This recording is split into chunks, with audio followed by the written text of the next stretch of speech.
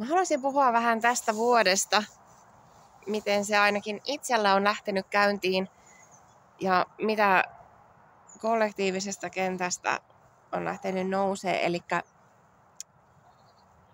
aikamoinen muutoksen vuosi, ihan todella hurja. Ja varsinkin nämä 2 aikaisempaakin vuotta on ollut syvien rakenteiden puhdistamista, irtipäästöä kaikesta vanhasta paskasta ja irtisanoutumisia ja eroa ja useita muuttamista ja huuhdellaan sitä kaikkea vanhaa. Ja nyt on vielä jollain lailla syvempi uuden integroimisen aika. Ihan aika syvillä kerrostasoilla alitajunnallisesti.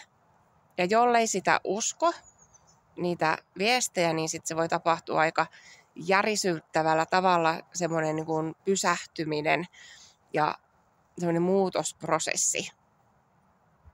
Eli esimerkiksi mulla viime lokakuussa mua silleen hennosti 3 viikon sairauslomalla kehotettiin pysähtymään, että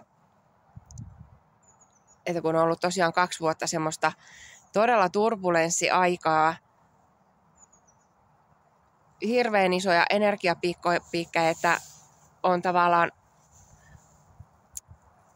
pakolla tehnyt asioita, jotta pystyy saamaan luotua tyhjästä asioita.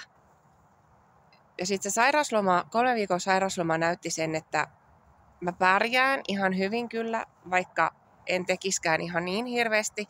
Ja nyt on aika muuttaa sitä omia toimintatapoja ja energiatyöskentelyä ja miettiä vielä tarkemmin, että mihin sen oman energian jakaa, minkälaiseen tekemiseen.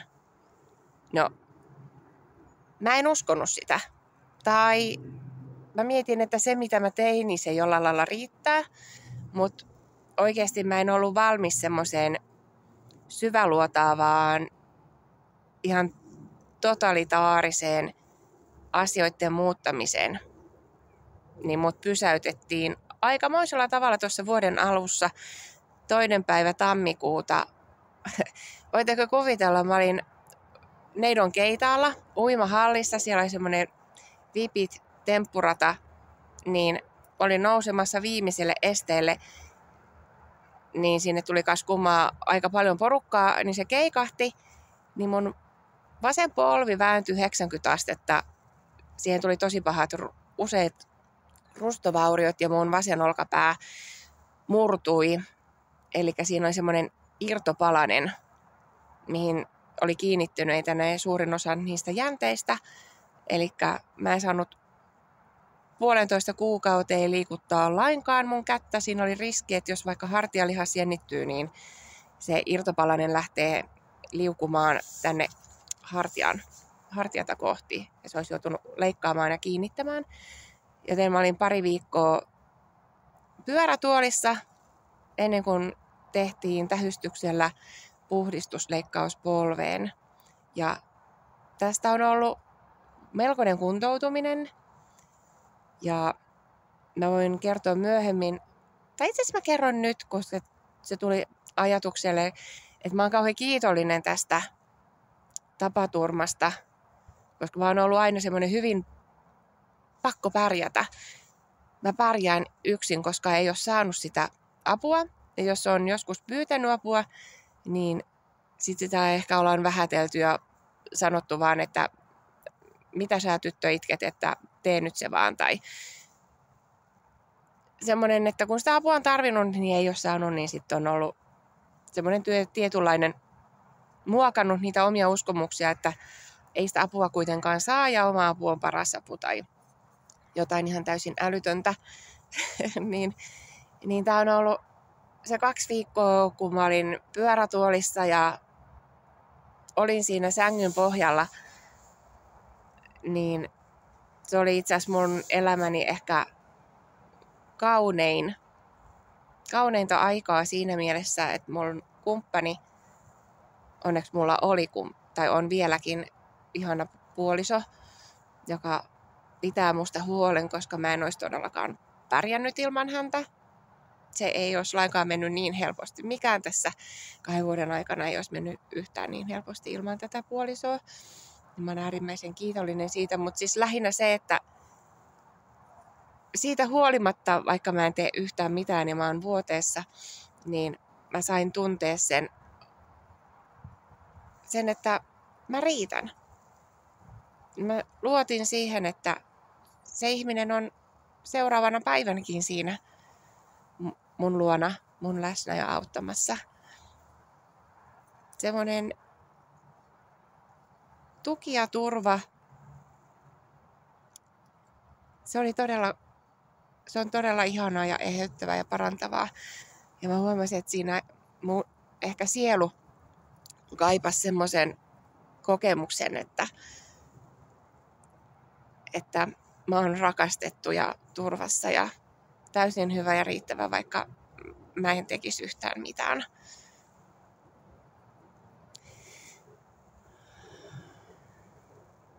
Niin joskus niillä tapaturmilla ja vaivoilla ja sairauksilla, niin joskus ne haluaa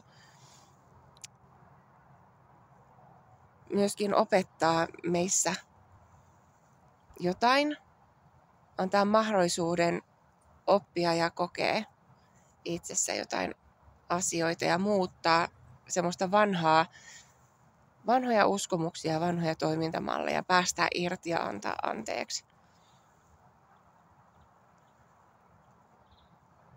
Mutta ehkä tästä ajasta vielä sen verran, että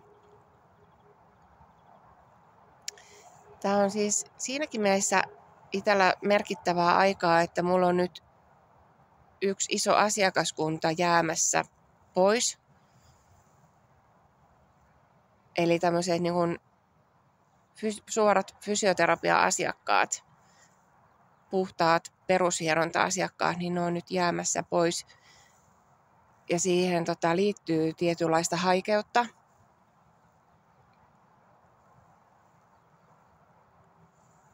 Ja se